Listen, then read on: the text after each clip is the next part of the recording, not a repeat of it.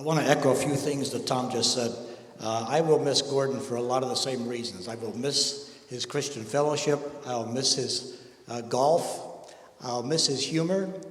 I'll miss his stories. Every story Gordon ever told had the phrase, well, to make a long story short, but he never did make a long story short. I will also remember his heritage, because that was a tie that we had. I grew up 26.8 miles from where he was, according to Google. It would take 39 miles to drive the M8 to get there.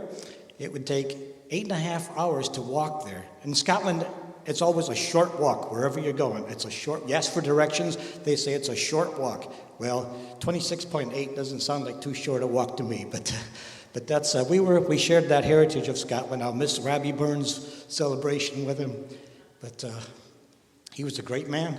And if he was here today, he'd be singing instead of me, and this is the song he would have sung.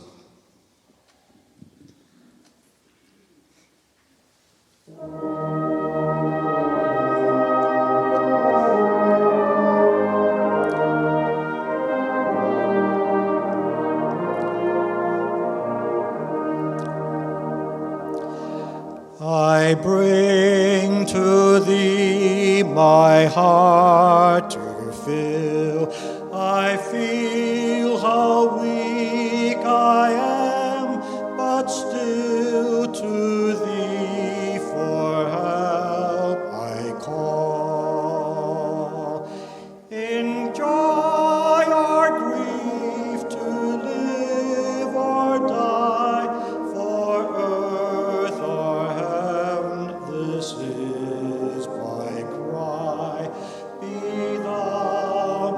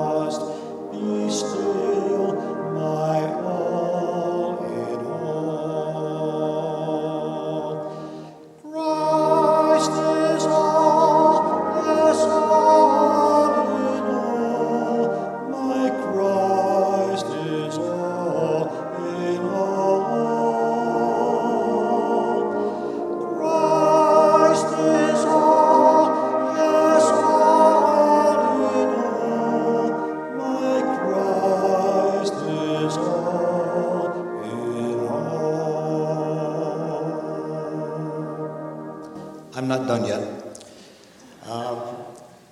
Gordon was a great musician, and we've celebrated that fact quite a bit. But a couple of days ago, Wednesday, Pearl called me and she said, I'd like to tell you a short story.